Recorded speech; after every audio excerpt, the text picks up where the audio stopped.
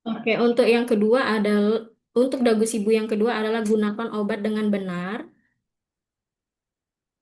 Hmm. Tips untuk penggunaan obat dengan benar. Jadi ada tiga hal yang kita perhatikan ya pada saat kita mau menggunakan obat, baik itu sebelum penggunaan obat, selama penggunaan obat maupun sesudah penggunaan obat. Next. Nah, ini hal-hal yang perlu kita perhatikan sebelum kita menggunakan obat yang sudah kita dapatkan tadi ya.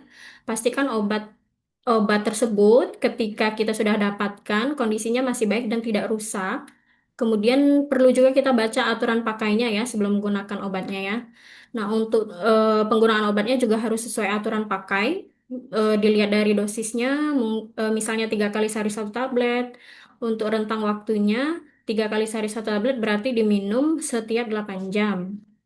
Kemudian untuk lama penggunaan obat, biasanya ada obat-obat tertentu yang harus diminum selama beberapa hari, misalnya antibiotik. Diberikan dokter 15 tablet 3 kali sehari, berarti harus diminum rutin dan sampai habis sampai 5 hari.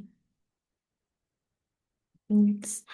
Nah, kemudian pada saat penggunaan obat, perlu kita ketahui ya bahwa untuk penggunaannya, apakah kita bisa sendiri menggunakannya atau butuh bantuan orang lain atau tidak. Kemudian eh, untuk cara penggunaannya sendiri harus kita pastikan apakah ini ditelan atau ditempel pada luka seperti plester atau obat tetes mata sudah masuk atau mengenai bagian tubuh yang sesuai atau belum. Next, next. Hmm. Ini beberapa sediaan farmasi yang butuh aturan pakai khusus ya teman-teman ya. Ini ada obat tetes mata contohnya. Ketika kita mendapatkan obat dan ingin menggunakan obat, pastinya kita selalu cuci tangan dulu ya, agar bersih. Kemudian untuk obat tetes mata ini, pada ujung botolnya itu kita pastikan dulu sebelum kita menggunakan tidak rusak ataupun berkerak. Kemudian untuk apa aplikasinya, tengadahkan kepala ke belakang, kemudian tarik kelopak bagian bawah ini dengan menggunakan jari telunjuk sampai kelopak mata bagian bawahnya itu membentuk kantung. Kemudian pegang botol tetes mata posisi tegak lurus sedekat mungkin tadi dengan kelopak mata tanpa menyentuh ya, tanpa menyentuh mata atau kelopak matanya. Kemudian tekan botol tetes secara perlahan sampai jumlah tetes yang diperlukan ya, 1 sampai 2 tetes. Kemudian tutup matanya selama 1 sampai 2 detik. Dan setelahnya eh, jangan membilas atau menyeka ujung botol tetes mata biar tidak terkontaminasi dan tetap steril ya. Dan tutup kembali tentunya. Next.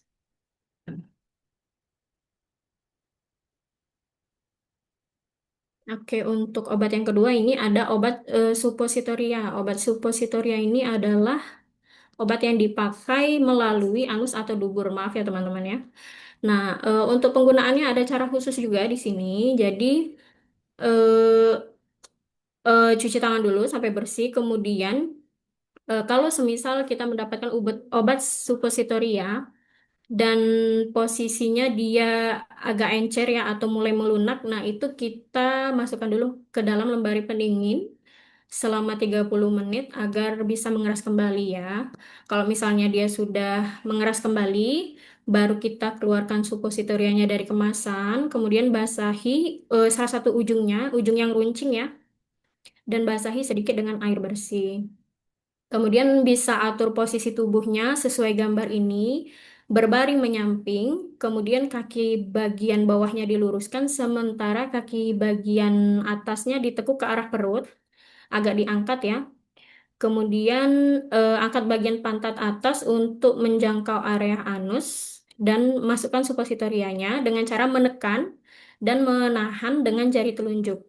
Itu menjamin agar obatnya tidak keluar lagi ya. Kemudian tahan posisi tubuh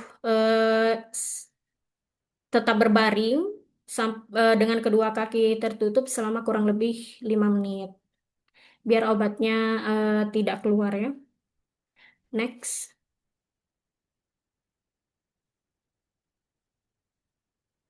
Nah, ini untuk salep mata kurang lebih sama ya teman-teman ya. Kalau untuk salep mata dan tetes mata perbedaannya adalah konsistensi sediaannya ya. Jadi kalau tetes mata kan dia cair ya, jadi cuma ditetes. Tapi kalau salep mata ini kita oles.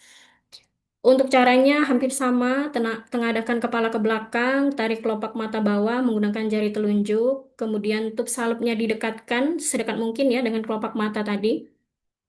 Kemudian tekan tubnya secara perlahan sampai keluar salep atau obatnya itu kira-kira sepanjang 1 cm ke dalam kantung kelopak mata bagian bawah ya. Kemudian setelah itu kedipkan mata secara perlahan dan tutup mata selama 2 sampai 3 menit.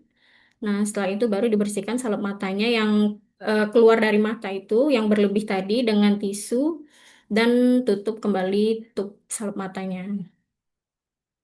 Next.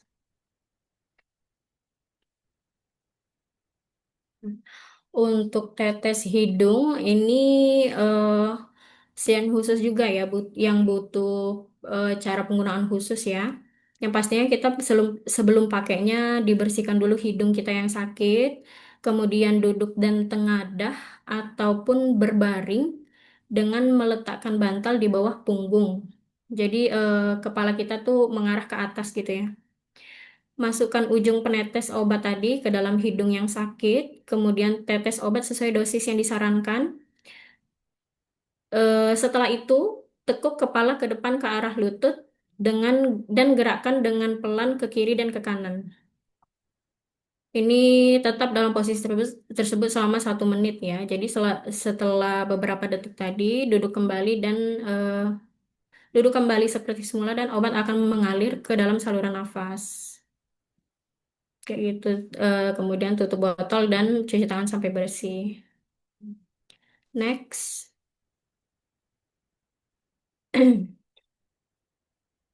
Ya, semprot hidung juga kurang lebih sama ya. Jadi kita bersihkan dulu hidungnya sebelum kita pakai obatnya. Kemudian eh, tengkuk kepala sedikit ke depan, kocok obat sebelum pemakaian ya. Kemudian ujung spraynya tadi dimasukkan ke dalam salah satu lubang hidung atau hidung yang sakit tadi ya. Terus tutup mulutnya ya.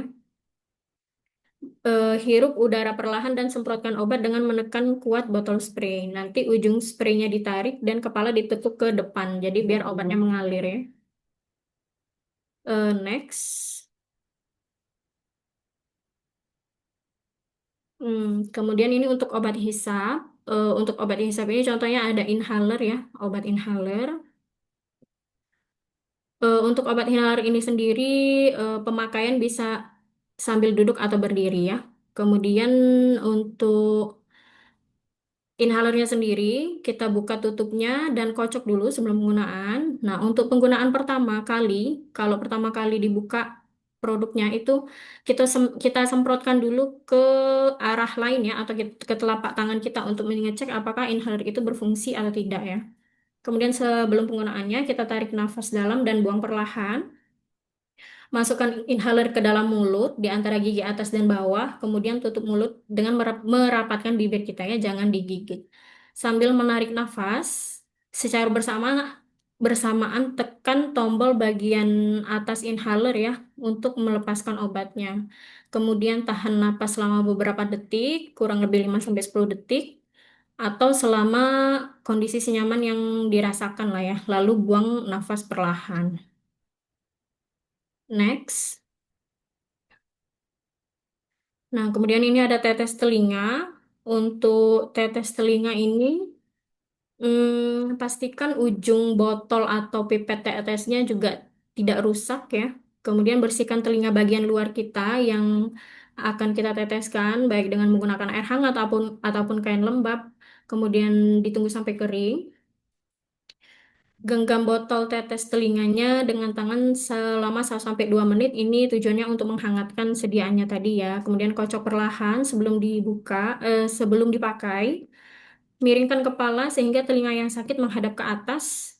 Kalau untuk anak-anak lebih dari 3 tahun dan dewasa, tarik daun telinga ke atas dan ke belakang. Kemudian untuk anak kurang dari 3 tahun, tarik telinga ke bawah dan ke belakang ya. Tujuannya adalah untuk meluruskan saluran telinga. Next. Nah, selanjutnya teteskan obatnya sesuai dosis. Tekan lembut anak telinga atau gunakan kapas steril untuk menyumbat lubang telinga tadi ya agar obat bisa mengalir ke saluran telinga. Pertahankan posisi 2 sampai 3 menit dan pasang kembali tutup botol tetes telinga tadi dengan rapat. Dan seperti yang obat tetes mata juga ya, jangan menyeka ataupun membilas ujung botol tetesnya. Kemudian cuci tangan dengan air mengalir. Next. Nah, untuk setelah penggunaan obatnya,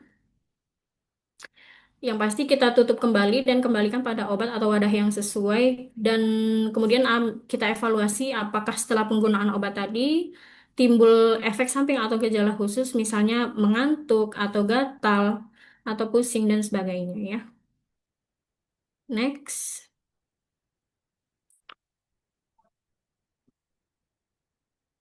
Ya. Kemudian untuk dagu sibu yang ketiga ya, simpan obat dengan benar. Next. Nah, ini merupakan tips untuk menyimpan obat dengan benar, prinsip umumnya ya. Jadi, pada saat kita mendapatkan obat dengan sediaan apapun itu, jangan kita lepas etiketnya, etiket yang ditempel pada kemasan obat itu. Kemudian kita perhatikan dan ikuti cara penyimpanan obat pada kemasan. Biasanya beda bentuk sediaan, dia akan beda penyimpanannya. Kemudian yang ketiga, yang pasti kita jauhkan dari jangkauan anak-anak, jangkauan sinar matahari langsung, ataupun tempat yang lembab dan suhu tinggi. Kemudian tetap simpan pada kemasan aslinya dan wadah tertutup rapat. Dan perhatikan tanda-tanda kerusakan obat selama kita menyimpan obat ya, apakah ada perubahan warna, bau, ataupun adanya penggumpalan. Yang pasti obat yang sudah rusak harus dibuang walaupun belum kadaluarsa. Next. Nah, untuk sediaan tablet, kapsul maupun sirup, hindari disimpan di tempat panas ataupun lembab. Obat bentuk ovula dan supositoria disimpan di lemari pendingin agar tidak meleleh. Untuk obat bentuk aerosol atau spray ya, seperti inhaler tadi, tidak boleh disimpan di tempat yang bersuhu tinggi karena dapat meledak. Dan untuk insulin nih, disimpan di lemari pendingin ya, tapi bukan di freezer ya. Next. Oke, untuk dagu sibu yang keempat ya, ada buang obat dengan benar. Next. Oke, untuk membuang obat dengan benar, beberapa caranya ya. Yang pertama ada pisahkan isi obat dari wadah atau kemasannya. Kemudian lepaskan etiket dan tutup dari wadah atau botol atau tubnya ya. Kemudian buang kemasan obatnya tadi. Contohnya misalnya blister, strip atau bungkus lain itu dibuang setelah dirobek atau digunting-gunting. Untuk kapsul, tablet maupun bentuk padat lain harus dihancurkan dulu, kemudian dicampur dengan tanah dan dimasukkan ke plastik sebelum dibuang ke tempat sampah. Next. Nah, untuk obat sirup sebelum dibuang ke saluran pembuangan air harus diencerkan terlebih dahulu. Untuk tub salep ataupun krim setelah dipisahkan dari isi obatnya ya, dibuang terpisah dari tutupnya juga di tempat sampah. Intinya obat yang dimusnahkan itu harus tidak tersisa ya. Nah, untuk kriteria obat yang dibuang ini apabila yang pertama pastinya obat itu sudah melewati tanggal kadaluarsa. Yang kedua, kemasan dari obatnya rusak ya, kemasan botol atau blister atau stripnya rusak. Terus yang ketiga, obat sudah mengalami perubahan bau, rasa, dan warna. Next. Oke, sekian materi dari saya. Assalamualaikum warahmatullahi wabarakatuh. Oke, baik. Terima kasih banyak untuk Kak Eski atas penyampaian materinya. Sangat menarik sekali ya, Sobat Pempek. Jadi kita bisa tahu terkait cara simpan obat, cara menggunakan, jika sudah tidak terpakai lagi, cara membuangnya juga harus bagaimana.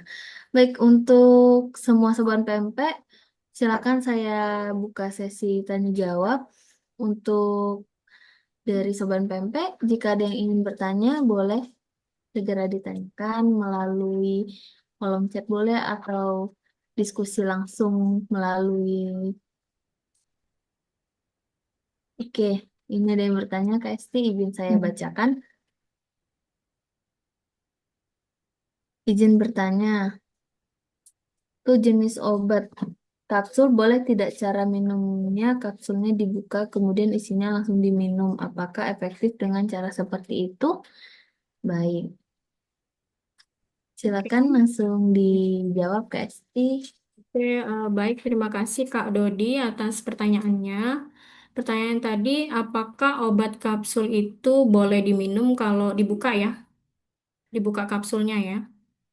Itu boleh. Sebenarnya tujuan obat di kapsul itu tuh adalah untuk menghindari rasa pahit yang ada pada serbuk itu ya. Jadi itu sebenarnya untuk menghilangkan rasa pahitnya aja. Jadi kalau memang misalnya mau dibuka dan isinya langsung dikonsumsi, tetap boleh, tetap berefek obatnya gitu. Oke, izin lagi nih dok, ada yang bertanya dari tadi. Terima kasih Kak Dodi atas pertanyaannya. Lanjut, ini ada Kak Rido. Izin bertanya Kak, bagaimana langkah awal kita sebagai masyarakat awam menangani kondisi resistensi antibiotik yang dialami? Oke. Oke, boleh langsung dijawab Kak Esti. Oke, baik. Terima kasih Kak Ridho atas pertanyaannya ya. Jadi pertanyaannya bagaimana langkah awal kita sebagai masyarakat awam untuk menangani resistensi antibiotik ya. Oke, jadi antibiotik ini kan merupakan obat keras yang harus kita dapatkan dengan resep dokter ya. Jadi yang pertama yang pastinya cara kita mendapatkannya itu juga kita harus ke dokter dan kontrol ya. Setelah kita mendapatkan resepnya, baru kita mengkonsumsi sesuai aturan pakai yang ada. Misalnya diresepkan 15 tablet dan aturan minumnya 3 kali sehari, berarti harus diminum 3 kali sehari, rutin, setiap hari, setiap 8 jam, dan diminum sampai habis. Kalau misalnya dapat 15 tablet, berarti habis dalam 5 hari. Begitu. Jadi intinya untuk antibiotik itu eh, cara kita mendapatkannya tadi ya harus dengan ke dokter dulu mendapat resep dan kemudian setelah kita dapatkan obatnya kita eh, minum sesuai aturan pakainya rutin dan sampai habis begitu sih Kak. Kita salah satu caranya untuk menangani resistensi antibiotik ya. Iya. Oke. Oke, baik, terima kasih banyak Kak Esti untuk penjelasannya. Mungkin ada lagi dari Sobat PMP yang ingin bertanya, saya persilakan. Mumpung lagi bareng Kak Esti nih, ada yang mau tanya-tanya perihal cara penggunaan obat, cara simpan obat. Mungkin ada yang ingin bertanya lagi.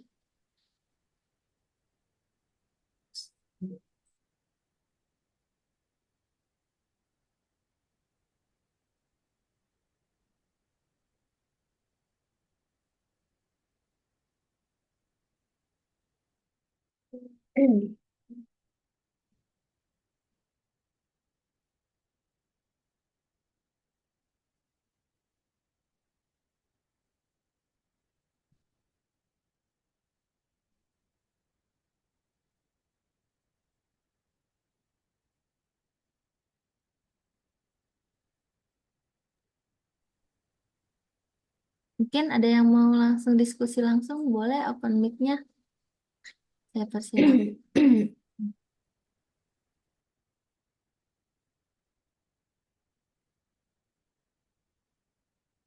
Mohon izin Kak Esti, izin bertanya Kak. Jadi gini Kak, kalau kita punya pasien itu kan, apalagi pasien-pasien yang dengan minum obat rutin atau dengan penyakit-penyakit tertentu. Jadi kan itu pasti harus minum obatnya rutin per 6 bulan atau pekan. Jadi begini, gimana cara kita mengedukasi pasien untuk memastikan bahwa pasien itu memang minum obat dengan patuh dan juga bisa berlangsung dengan kehidupannya biar lebih sehat gitu Kak. Terima kasih. Oke, baik. Terima kasih Kak Cindy atas pertanyaannya. Jadi pertanyaannya itu bagaimana cara kita untuk memantau ya, apakah pasien itu benar patuh minum obat di rumah ya? Seperti itu ya. Ya, benar, benar Kak. Benar ya? Oke. Kalau untuk pasien mendapatkan obat rutin ya, misalnya ya, itu kan pasti pasiennya rajin kontrol ke dokter. Kemudian dia juga kalau di rumah sakit BAM dia mendapatkan obatnya rutin sebulan sekali ya. Mungkin kami sebagai petugas farmasi bisa melakukan wawancara singkat lah ya. Kita ngobrol dengan pasiennya apakah obatnya diminum rutin atau tidak kayak gitu kan. Kemudian eh, kita bisa lihat dari obatnya ya. Kalau misalnya pasiennya bawa obatnya gitu kan, bisa kita lihat di sana apakah memang obat yang udah didapatkan itu diminum atau enggak. Seperti itu, Kak. Izin kamu? Izin Kak, izin diskusi. Tapi beberapa pasien itu kan pasti bilang, aduh nggak mau Mbak, ini ya benar terlalu banyak dan lain sebagainya. Itu kan nanti Mbak nanti ke ginjal nggak ya segala macam. Nah itu kita sebagai tenaga kesehatan, gimana cara memastikan pasien tersebut untuk memang benar-benar diminum obatnya? Kalau masalah pasiennya itu sebenarnya udah diresepkan oleh dokter nih beberapa, terus pasiennya nggak mau ya. Sebenarnya itu kan sebenarnya itu balik lagi ya ke kesadaran pasiennya, kemauan pasiennya ya. Kalau memang misal pasiennya merasa penyakitnya itu mengganggu nih kegiatan dia sehari-hari gitu kan, dan dia sadar dia harus minum obat kayak gitu kan. Nah itu sebenarnya sudah apa sudah membantu dia sendiri ya maksudnya ya kesadaran dia itu untuk minum obat, kesadaran untuk patuh minum obat ya maksudnya ya. Kemudian kalau misalnya dari kita sebagai tenaga kesehatan di rumah sakit ya, mungkin kita bisa membantu dengan pada saat kontrol ulang itu sih Mbak. Jadi misalnya dokter mengecek kondisi, kan pasti ada kondisi pengecekan rutin ya, entah pengecekan darahnya, tekanan darahnya, atau gula darahnya kan nanti bisa dilihat dari situ. Apakah terkontrol atau tidak tekanan darahnya, gula darahnya, seperti itu. Oke, baik. Terima kasih Kak Resti. Resti. Oke, terima kasih Kak Cindy atas diskusinya ya. Mungkin boleh yang mau diskusi boleh langsung open mic-nya ngobrol-ngobrol sama Kak Esti di sini.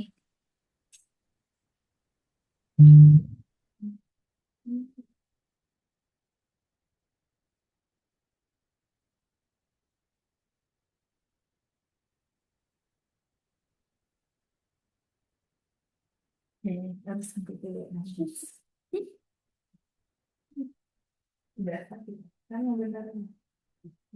Ada lagi? Ini yang mau tanya boleh.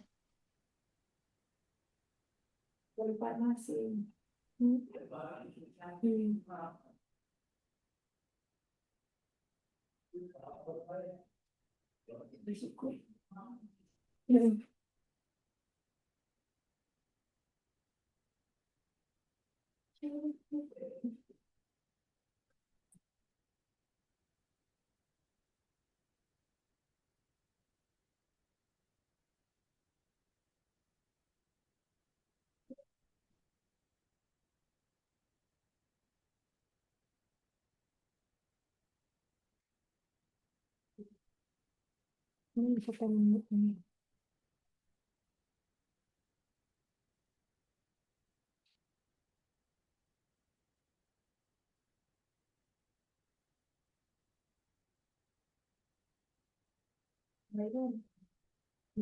kondisi itu bisa membantu pasien itu patuh. Memang, eh,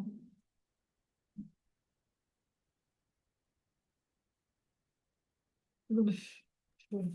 Sobat pempek, apakah masih ada yang ingin bertanya?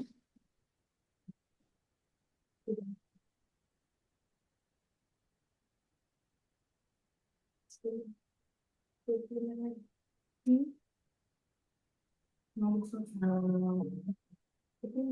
silakan, siapa yang mau bertanya langsung sama Kak Esti.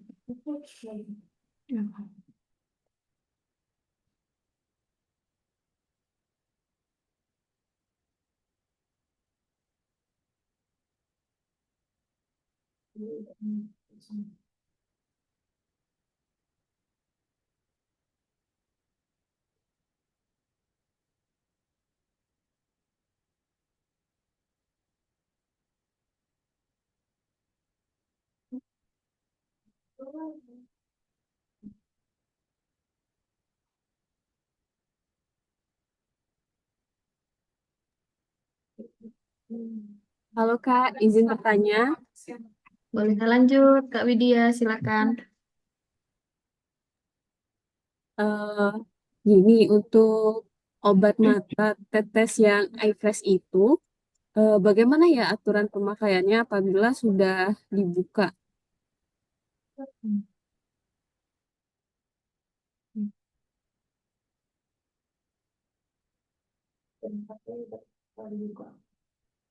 Oke, sudah boleh dijawab?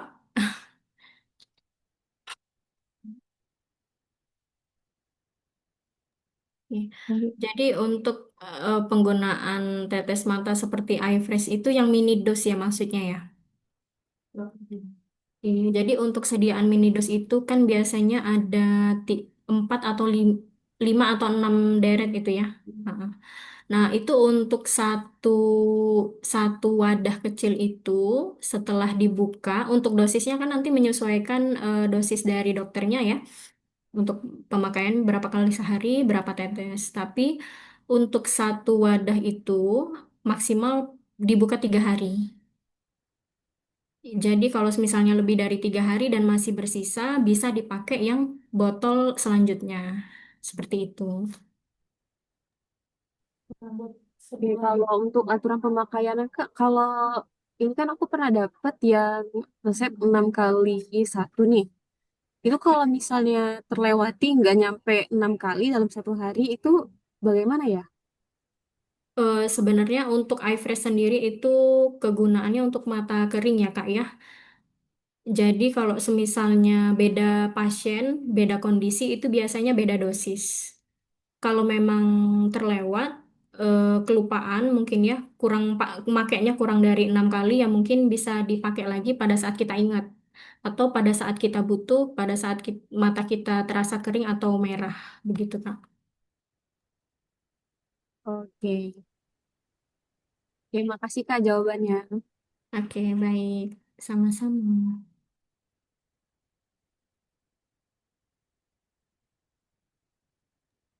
Oke, baik. Terima kasih atas diskusinya, Kak Widya. Mungkin boleh ada lagi yang ingin diskusi bareng di sini? Silakan, boleh.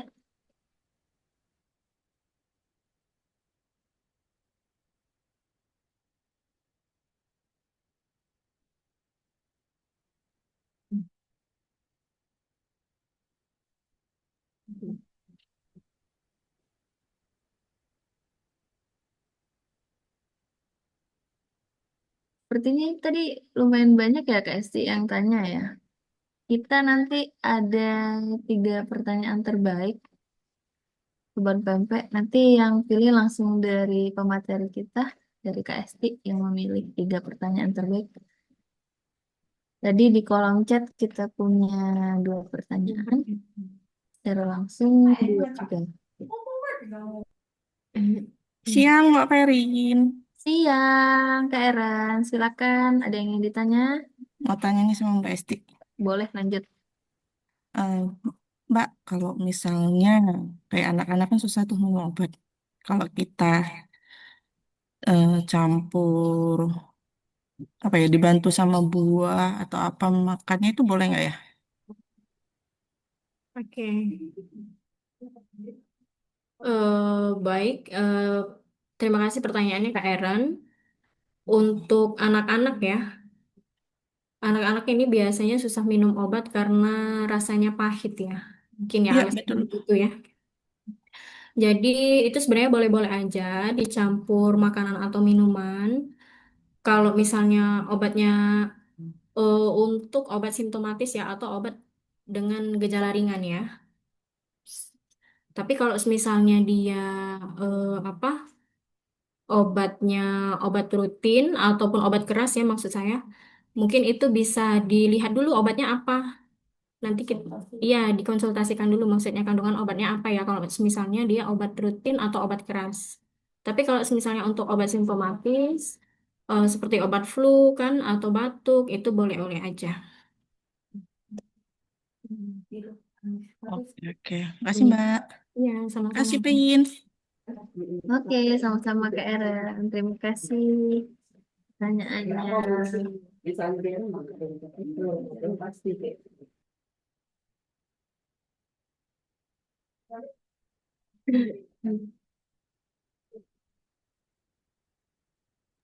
Oke, ada lagi nih pertanyaan dari kolom chat ya.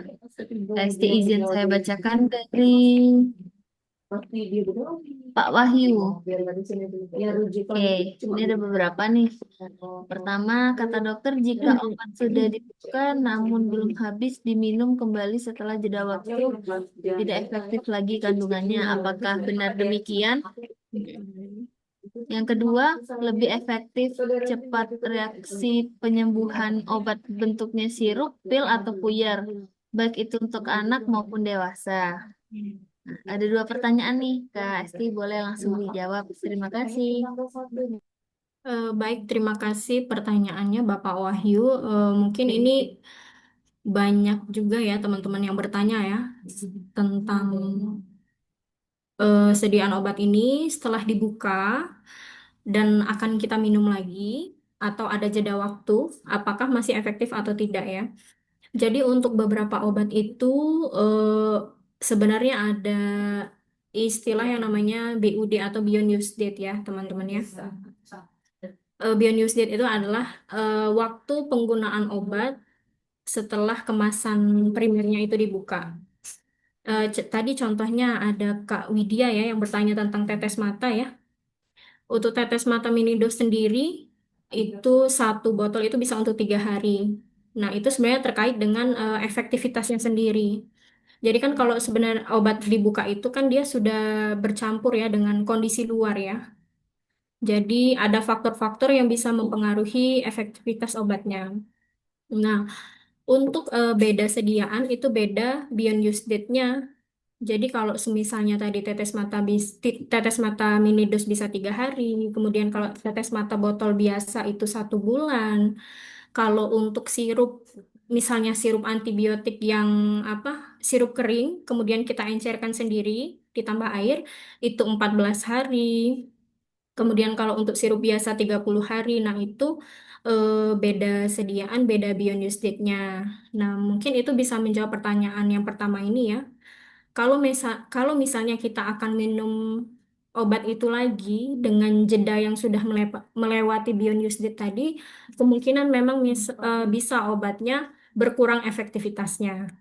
Seperti itu. Kemudian untuk pertanyaan yang kedua, lebih efektif atau lebih cepat reaksi penyembuhan ya di sini ya. Obat bentuknya sirup, pil atau puyer ya. Jadi kalau beda bentuk sediaan sirup, pil atau puyer ini sebenarnya ke eh, lebih cepat reaksi pada saat kita minum obat. Jadi kalau semisal kita demam, kita minum obat Sanmol tablet atau Sanmol sirup, lebih cepat reaksinya yang sirup. Yang sirup uh-uh, lebih cepat reaksi yang sirup, yang bentuknya sirup daripada yang tablet kayak gitu. Tapi kalau untuk cepat sembuhan yang mana sih? Nah, itu tergantung kondisi badannya ya. Tapi kalau lebih cepat reaksi obatnya yang mana? Lebih cepat reaksi obat yang sirup, kemudian yang puyer, dan baru yang pil atau tablet. Yang pil atau tablet itu lebih lama karena dia ada proses penghancuran dulu di lambung, di usus, seperti itu.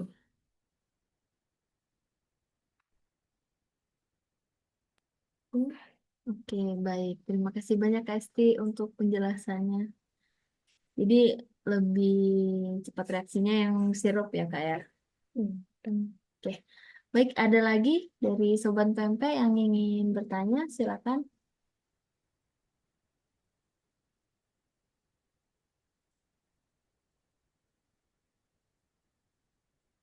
Kalau tidak ada, mungkin kita akan akhiri sampai seri ke-37 pada sore hari ini. Izin Kak Esti ada satu pertanyaan dari Ibu Dila ya. Izin bertanya Mbak, apakah meminum obat yang sudah kadaluarsa memiliki efek samping tertentu terhadap tubuh atau hanya sekedar efek obatnya saja yang berkurang? Terima kasih.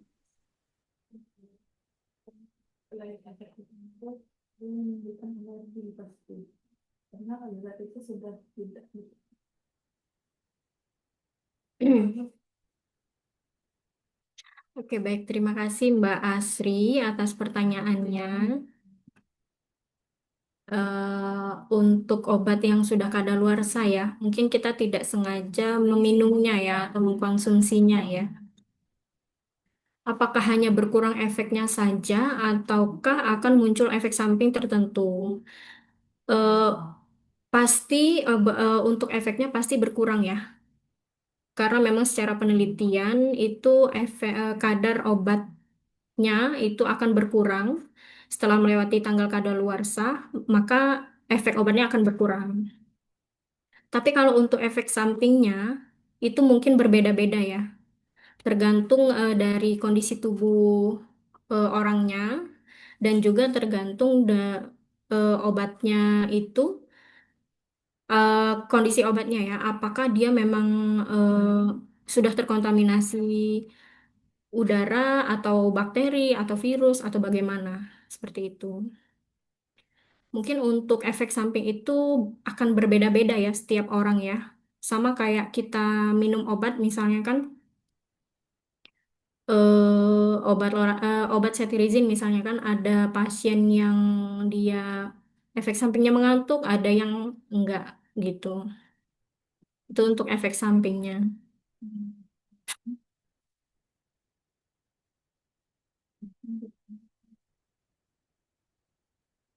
Oke, terima kasih Kak Esti. Izin Kak Esti ada pertanyaan lagi? Boleh ya Kak? Iya boleh boleh. Oke, lanjut dari Kak Nasrullah. Izin bertanya Mbak, untuk anak yang tidak minum obat, contohnya kalau anak tersebut sedang demam tinggi, tapi tidak mau minum obat secara oral, apakah boleh kita langsung memberikan sediaan supos seperti Dumin atau paracetamol supos? Terima kasih. Oke, baik Kak Nasrul atas pertanyaannya. Untuk demam tinggi pada anak ya, sementara anaknya tidak mau minum obat oral atau susah ya. Sebenarnya eh, kalau memang apa temperatur badannya sudah tinggi 39 derajat misalnya atau 38 derajat, memang anak-anak itu membutuhkan sediaan yang seperti supositoria ataupun ini ya contohnya Dumin ya, rektal gitu ya. Pastinya sediaan supos atau rektal ini bakal lebih cepat memberikan efek, lebih cepat berefek daripada ketika kita minum obat yang oral. Kayak gitu. Biasanya malah untuk pertolongan pertama ya, atau biar cepat, pada anak demam tinggi kan ditakutkan kejang ya. Memang menggunakan sediaan seperti supositoria ataupun yang perektal. Seperti itu, Kak. Jadi efeknya memang lebih cepat.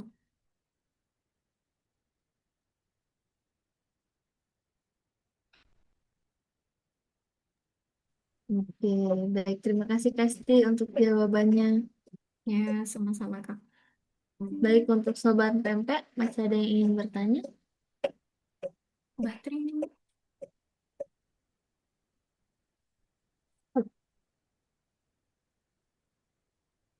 Udah lumayan banyak nih yang tanya Kasti. Iya, lumayan. Jadi bingung ya, siapa yang pertanyaan terbaik? Hmm, yang terbaik ya. Iya, boleh dong langsung Kak Esti disampaikan aja ke sobat pempeknya. Karena kita akan akhiri sampai seri ke-37, Oke. boleh. Siapa aja? Mungkin yang pertama pertanyaan dari Bapak Wahyu tadi ya, Oke, yang ada silakan. 2 pertanyaan itu. Pak dulu ya. Kemudian pertanyaan dari Mbak Asri Ratnadila Oke. dan pertanyaan dari